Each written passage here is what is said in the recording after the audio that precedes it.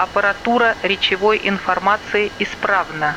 What is going on, ladies and gentlemen? Today we are flying a thrust-vectoring Su-30 flight demonstration with the Su-30 Codename Flanker mod that I'm sure a lot of you are aware of. If you've seen my previous video on this some months back, I've had some serious complaints about this mod, and although I know perhaps that it is a little bit unfair to criticize something that is completely free, I still couldn't really bring myself to fly it. For a number of reasons. There were some geometry issues with the actual model of the aircraft. There were some flight dynamics issues, which I'm certainly not expecting anything to be perfect, but they were kind of ruining the experience. They were kind of big bugs that I didn't really like. But since then, there's been a lot of improvements and a lot of updates to the Su-30 mod, which I thought, you know what a better way of reinvestigating this awesome aircraft than by flying an actual flight demonstration. And you'll see that in this video I'll be putting together well, a lot of the real-world airshow display maneuvers flown by the Su-30s and Su-35s, flankers in general, basically with thrust vectoring. But I'll be putting them side by side with real-world footage for you to just kind of have an idea to compare how good or not so good the mod is compared to real life. And I am very pleased to report in a number of ways the mod has been improved. Some of my biggest gripes have been addressed, and I'll talk you through those as we take off. But before we do that, let me just give you a quick overview as to what we're actually doing today. So we'll be starting here at a Russian base called Severomorsk 1 on the Kola map, taking off runway 14 with a left circuit out towards the river and then flowing down the river towards waypoint 2, or ppm 2 in Russian, so which is the airshow box. That's where we do the display. Then flow out south and a left turn out towards waypoint 3, where we come in for a left base onto runway 32 with a light tailwind. So the premise of the video is that there is currently a naval parade happening here at Murmansk, which is why you'll see a bunch of Navy vessels lined up neatly along the shoreline. And we're going to base our display box around a memorial, a World War II memorial there on the hill, and that's going to be our airshow center. For anybody interested in the mission file, I do always leave my missions available for my Patreon supporters, so if you're interested, consider becoming a Patreon member, and you can gain access to the mission file. And for anybody new to the channel, I am using a full force feedback joystick base called FFBeast. Feel free to have a look in the description below, or even pre-order it if you would like. It's absolutely transformed my flying experience. Force feedback is just holy moly, it is incredible. Now obviously goes without saying, there isn't really any information on the Su-30 force feedback from real life, so I've just had to guess. I basically modified an Su-27 template, and it's a bit of a science and a black art, so I obviously don't know if it feels exactly like the real thing. Almost certainly doesn't, but either way, about a million times better than a regular joystick. Now, as we do a quick flight controls check, you'll see that the thrust vectoring nozzles move exactly like they do in real life, unlike what was the case a couple of months ago, especially moving the rudder left and right. But now they've got it absolutely perfectly, and they move on the V-axis exactly as they should. Unfortunately, the front canards don't move when doing a flight controls check, which they should, so that's hopefully an improvement that is going to come in the future. We have 2 good engine starts. You're clear to disconnect the headset. We'll see you on the left with the pin. Thanks a lot.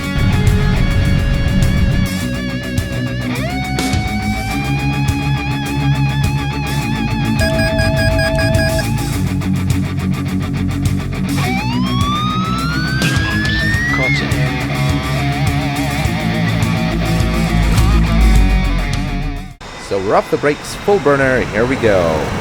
You'll see this thing accelerates incredibly quickly, and in my opinion, this aircraft is overpowered compared to the real jet. And you'll notice in a few situations, especially during the display, that even just magnet dry thrust occasionally is enough to keep this thing hovering in the air at some ridiculous angles of attack, and you can basically accelerate this thing vertically.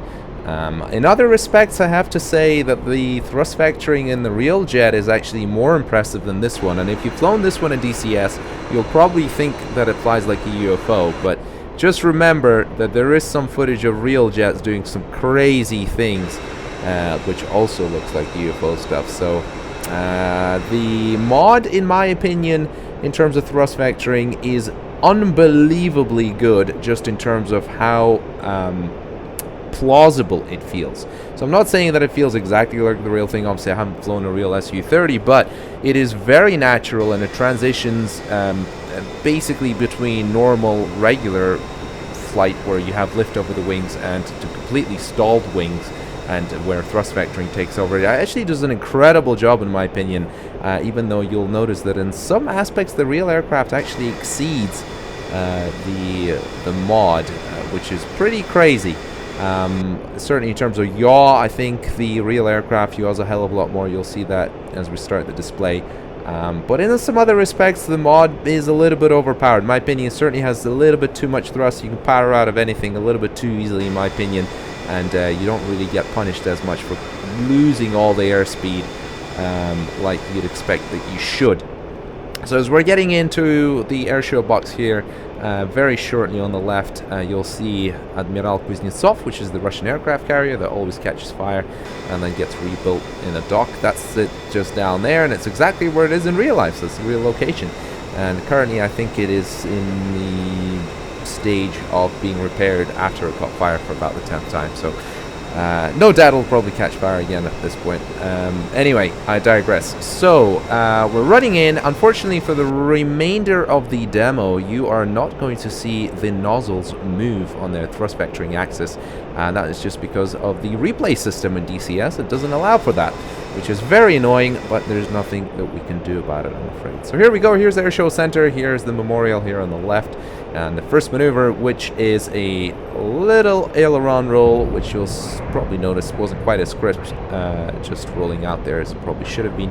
So we're doing kind of like a half loop here over the top, gaining a little bit of altitude, and the reason for that is because we want to do that.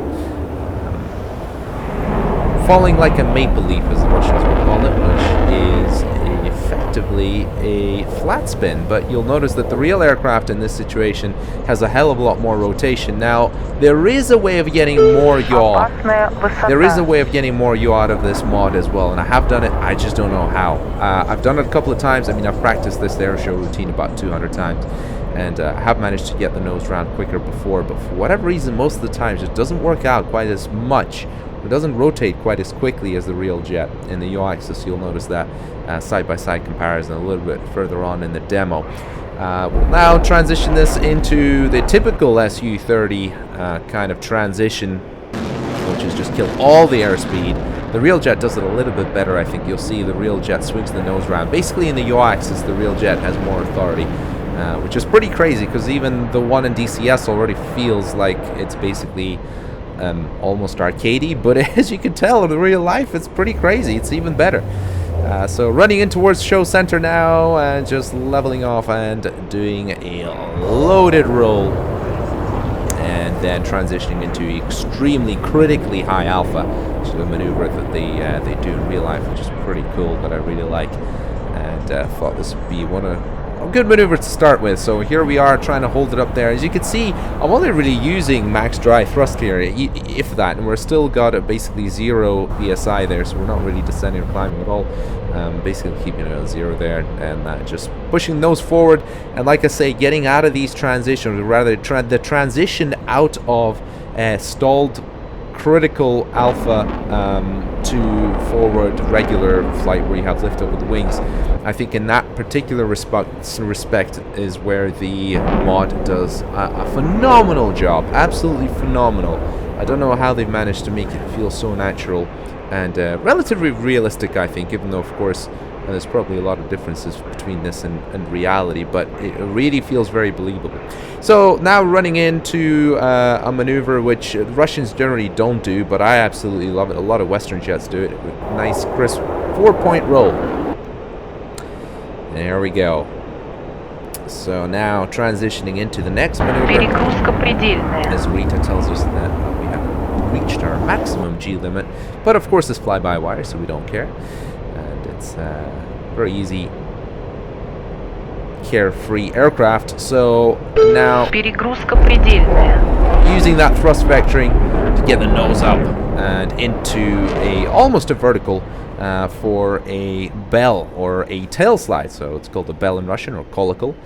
and a maneuver that is performed almost numerous times in a single demo by Su-30s. And what you'll notice here compared to the real jet is that it feels pretty similar, I think, for the most part. You'll see the thrust vectoring of the real aircraft helping it along, slide down.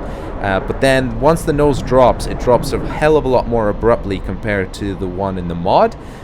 Even pushing the nose right down, you'll see there.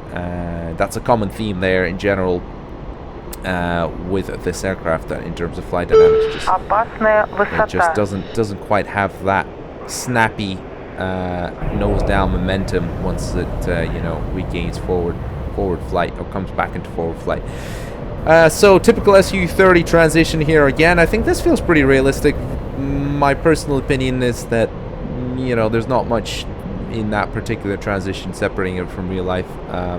Running in once again sort of towards show center here for the next maneuver. So do a 3/4 roll and then a climbing turn. We kill the thrust now. Energy management absolutely key, because I want to roll out with a little bit of altitude and then absolutely kill all the forward momentum there and transition that into an extremely high alpha, which you'll see there is just, yeah, this is pretty cool. I mean, you don't see any of the other jets doing this.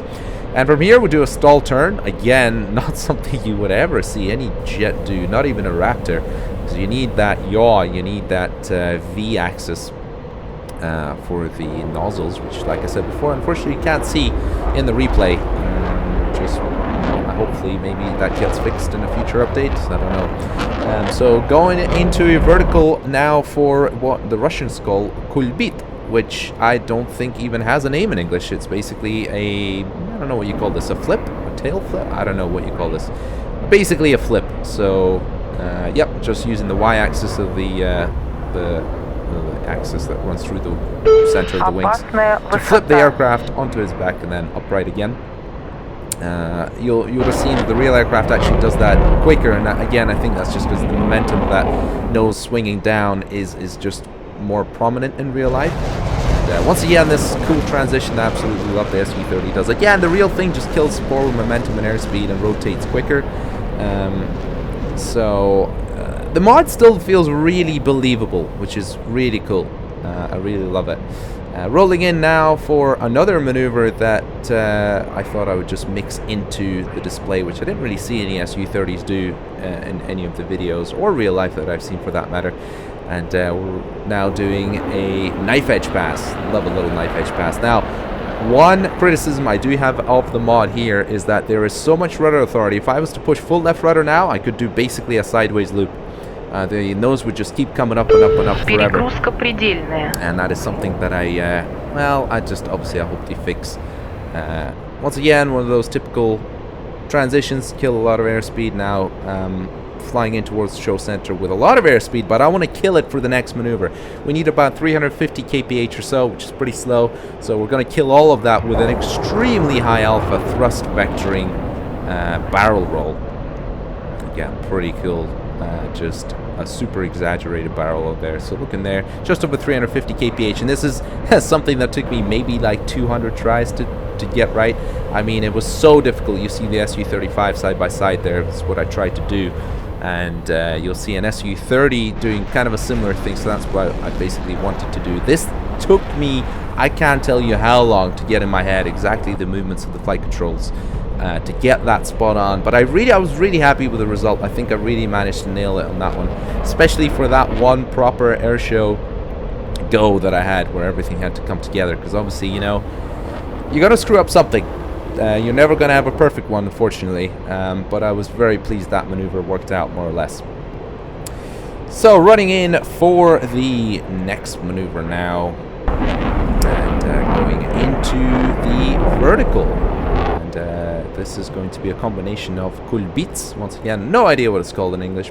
Probably a flip. Let's call it a flip. And once again, a little flip, getting a lot of altitude there. I'm not talking you through any of the airspeed or altitude gates. I do have them, of course. It's not really that interesting, I guess, to mention.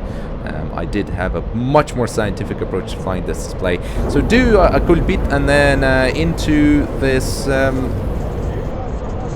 stalled, thrust vectored flat spin, and you'll see the real aircraft just does a million rotations compared to what I'm doing in the same space of time. That's just something that, you know, maybe the mod could improve on one day, get more yaw authority out of the airplane with thrust vectoring. And now we're running in for the final maneuver. Not even a maneuver, is it a maneuver? Kind of a pass, I guess. It's one of my favorite things. Again, the retest telling us we've got 1500 kilos left, which is perfect. So that is our last maneuver, and after that we turn in towards waypoint 3 and come in for a greaser. So the slow roll, absolutely one of my favorite air show display maneuvers. The Russians never fly this. I've never seen this in real life or in any of the videos.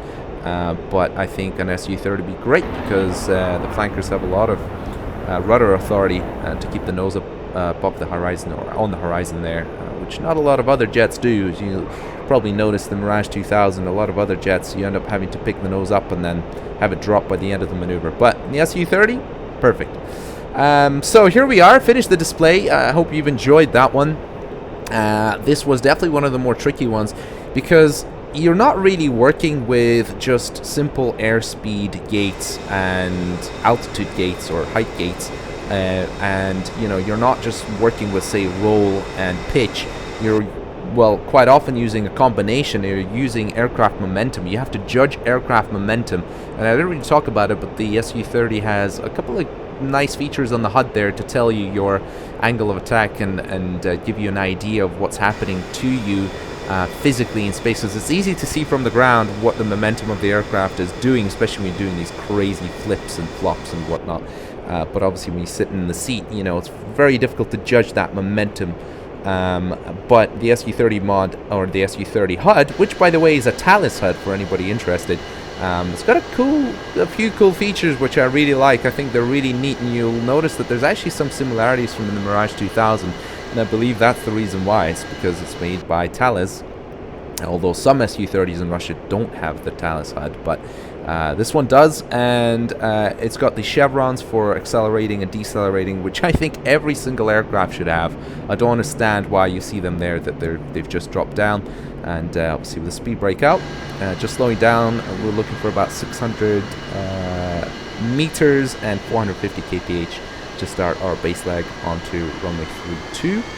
And yeah, I think the Su-30 feels really nice to fly. One of my criticisms is that it feels a little bit lethargic in terms of pitch, and not necessarily in terms of the nose movement itself, but in terms of the momentum of the aircraft, or the flight path of the aircraft.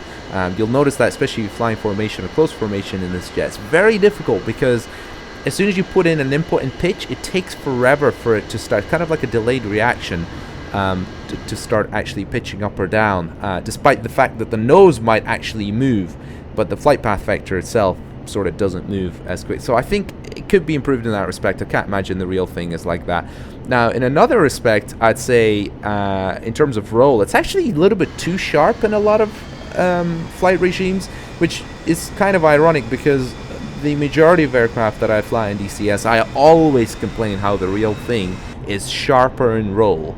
Doesn't have that sort of residual, has more static stability in roll.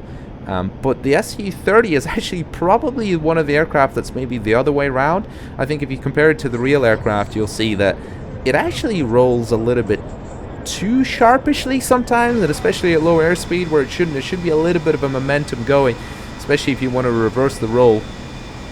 But that's just something I've noticed, but it's actually kind of not a huge criticism. What is a huge criticism is that god-awful IRST sensor sticking out the front. Now, on the outside it looks great, but as you can see on the inside it looks absolutely stupid. I'm sorry, but it's really annoying me because it's something you see all the time. I wouldn't really care if it's some detail behind the seat or whatever, but because I'm looking at it all the time, you know, if I just compare it to a photo of real life, you'll see just how vastly different it looks. And I know it's a mod and I know it's free, but you know what? I think I would pay money for this if it just was a little bit better in just a few little areas, especially in terms of the geometry. One of the biggest gripes I had before was with the tails of the aircraft. They just looked ridiculous. They were long and thin and narrow. And now they've sort of fixed it. They're not quite as good as they are supposed to be, as we come in for a nice little touchdown here. Very easy aircraft to land. Very nice aircraft to fly in general, I think, the Su-30 in DCS. But yeah, so the tails are improved. The geometry of the tails are improved. They're not as stupidly long as they used to be, but the root chord of the tail fins should extend beyond the flaperons, which it doesn't currently still. So they should be a little bit wider at the bottom. There's also a few other things, like the canards. The shape of them are not quite right compared to the real thing. You'll notice that the tail boom at the back also not quite like the real thing.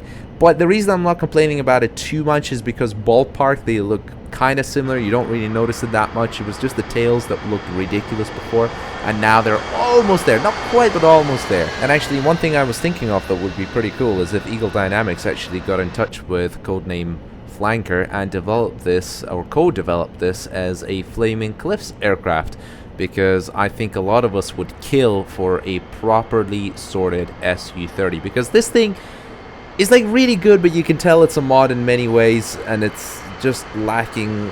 It's got little bugs and little details that are missing. But I think Eagle Dynamics could definitely do a really good 3D model and develop some of the systems for it, even though they don't need to be full fidelity. If you think otherwise, comment down below. But otherwise, I hope you've enjoyed this video, and hopefully I'll catch you in the next one. Adios.